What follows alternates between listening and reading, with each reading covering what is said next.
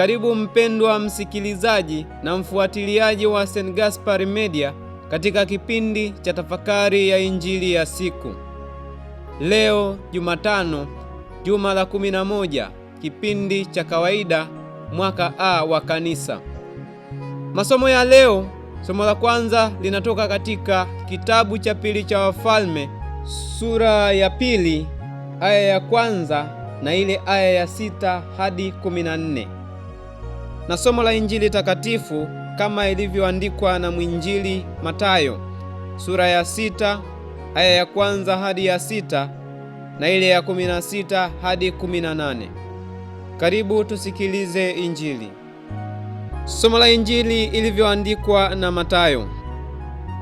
Yesu aliwaambia wanafunzi wake, angalieni msifanye wema wenu machoni pa watu, kusudi mtazamwe na wao. Kwa maana mkifanya kama hayo, hampati thawabu kwa Baba yenu aliye mbinguni. Basi wewe utoapo sadaka, usipige panda mbele yako, kama wanafiki wafanyavyo katika masinagogi na njiani, ili watukuzwe na watu. Amini nawaambieni, wamekwisha kupata thawabu yao. Bali wewe utoapo sadaka, hata mkono wako wa kushoto usijue ufanyalo mkono wako wa kuume. Sadaka yako iwe kwa siri, na Baba yako aonaye sirini atakujazi. Tena msalipo, msiwe kama wanafiki, kwa maana wao wapenda kusali hali wamesimama katika masinagogi na katika pembe za njia, ili waonekane na watu. Amini nawaambia, wamekwisha kupata thawabu yao.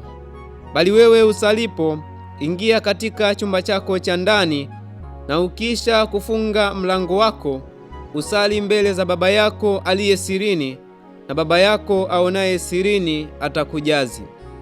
Tena mfungapo, msiwe kama wanafiki wenye uso wa kukunjamana, maana hujiumbua nyuso zao ili waonekane na watu kuwa wamefunga. Amini nawaambia, wamekwisha kupata thawabu yao. Bali wewe ufungapo, jipake mafuta kichwani, unawe uso, ili usionekane na watu kuwa unafunga, ila na Baba yako aliye sirini, na Baba yako aonaye sirini atakujazi. Neno la Bwana. Sifa kwako Kristo. Wapendwa sana ndugu zangu katika Kristo, karibuni tutafakari mafundisho tunayoyapata katika somo la Injili ambalo tumekwisha lisikia hivi punde, tukiongozwa na ujumbe, maisha ya utakatifu yanatudai kufanya matendo ya huruma, kusali na kufunga. Ndugu zangu, somo la Injili takatifu la leo bado ni mwendelezo wa hotuba ya Yesu mlimani, inayoanzia sura ya 5 aya ya kwanza hadi sura ya 7 aya ya 29. Hotuba ambayo imebeba mafundisho msingi juu ya namna ya kuishi na kutimiza mapenzi ya Mungu. Inatupa taratibu mbalimbali za kufuata katika kuishi ili tuweze kuwa Kristo mwingine katika dunia ya leo. Na kwa namna ya pekee leo tunaalikwa kutafakari juu ya mambo makuu matatu. Jambo la kwanza ni namna gani tunapaswa kufanya matendo ya huruma, na jambo la pili, namna gani tunapaswa kusali, na jambo la tatu, tunaalikwa kutafakari namna gani tunapaswa kufunga. Katika hayo yote matatu, Yesu anatufundisha juu ya kuishi maisha ya uadilifu, uaminifu na ukweli. Yesu anatupa tahadhari tuepuke unafiki katika kuishi kwetu, yaani kufanya mambo ili kuonekana kwa nje kuliko kuwa na uadilifu na utakatifu wa ndani. Anatutahadharisha tuepuke kujionyesha kwa nje kwamba tunafanya vyema ili hali ndani ni uozo mtupu. Katika dini ya Wayahudi, kufanya matendo ya huruma, kusali na kufunga, haya yote yalikuwa ni mambo ya msingi sana. Matendo haya yalifanyika kama ishara ya nje ya ibada na uchaji kwa Mungu, na yanaakisi maisha maadilifu. Lakini baadhi ya watu, hasa Mafarisayo na waandishi, walifanya matendo hayo ili kuonekana na watu kuwa ni wema. Ijapokuwa matendo hayo ni mema, lakini namna walivyoyafanya sio sahihi. Hawakuyafanya katika ukweli. Kumbe basi Yesu leo anatufundisha na kutukumbusha kuwa ibada ya kweli na uchaji kwa Mungu vyapaswa kubadili utu wetu wa ndani, wala sio kwa ajili ya kujionyesha kwa watu. Tunaalikwa basi tufanye matendo ya huruma, tusali na kufunga, kwa kuwa ni vyema na inatupasa kwa ajili ya kumtukuza Mungu, na sisi tutakatifuzwe. Je, ni namna gani basi tunapaswa kufanya matendo ya huruma? Ni namna gani tunapaswa kusali? Na ni namna gani tufunge?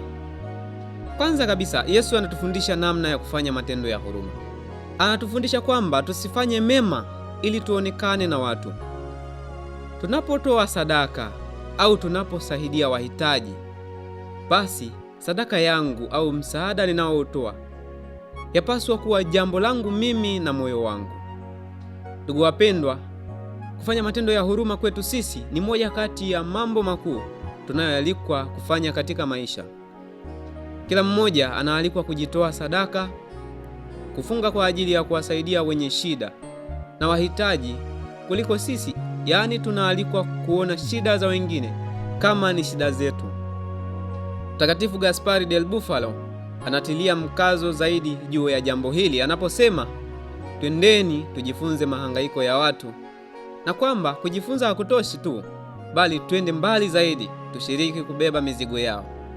Wapo watu wenye shida mbalimbali. Wapo wajane, yatima, wagonjwa, wasio na chakula, wasio na mavazi, wasio na malazi. Wanahitaji msaada kutoka kwangu mimi na wewe. Yesu anatuonya na kutusisitiza kuwa tufanyapo matendo ya huruma tufanye kwa ukarimu kamili. Hatupaswi kujikweza, bali twapaswa kufanya kwa nia njema kabisa na kwa upendo. Jambo la pili ambalo Yesu anatufundisha namna ya kusali, kwamba msalipo msiwe kama wanafiki. Wewe usalipo, ingia katika chumba chako cha ndani, na ukiisha kufunga mlango wako usali mbele za Baba yako aliye sirini. Ndugu zangu wapendwa, sala humweka mtu katika uhusiano wa moja kwa moja na Mungu. Hivyo ni muhimu kujibidiisha katika kusali ili kuwa karibu na Mungu wakati wote. Na tusalipo, Yesu anatualika kuingia katika chumba chetu cha ndani, yaani kuwa karibu kabisa na Mungu, kusogeza moyo wetu karibu kabisa na Mungu wetu. Mtakatifu Teresa wa Mtoto Yesu anasema hii ni sala ya moyo ambayo ni urafiki na Mungu. Ni kukaa mara nyingi peke yetu na yule ambaye tunajua anatupenda. Mkulima mmoja aliulizwa swali na Mtakatifu Yohane Maria Vianney kuhusu namna yake ya kusali, na alieleza vizuri ajabu. Alisema, namtazama Bwana Yesu katika tabernakulo, naye ananitazama. Tunaalikwa basi kuwa na mawasiliano ya karibu kabisa na Yesu, Baba yetu anayetupenda na anayeona undani kabisa wa moyo wa kila mmoja wetu. Tumwendee kwa kimya rohoni mwetu, yeye ambaye anasema nasi kwa sauti ya chini kama mtu na rafiki yetu, na yeye mwenyewe anatujibu sala zetu tunapomwendea kwa moyo mnyofu. Tusisali ili tuonekane na watu. Ukristo wetu na usiwe tu wa mambo ya nje ambayo hayana madhara yoyote katika utu wetu wa ndani. Matendo yetu ya nje yawe ni mahubiri tosha ya uwepo wa Mungu ndani mwetu. Jambo la tatu, Yesu anatufundisha namna ya kufunga. Katika sehemu ya mwisho ya Injili, Yesu anaweka wazi ni namna gani basi tunapaswa kufunga. Baadhi ya watu hufunga kwa namna ambayo kila mtu anatambua kuwa amefunga. Yesu analiweka wazi hili kuwa ni unafiki.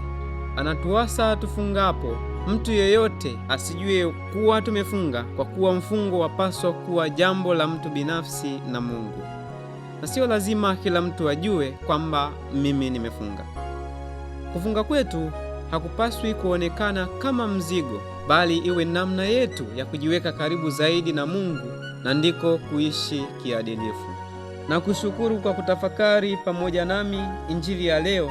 Niliyekuletea tafakari hii ni mimi Frateri Paulo Stefano Laiza wa shirika la wamisionari wa damu takatifu ya Yesu kutoka seminari kuu ya Mtakatifu Gaspari del Bufalo, Kola, Morogoro. Itukuzwe damu ya Kristo!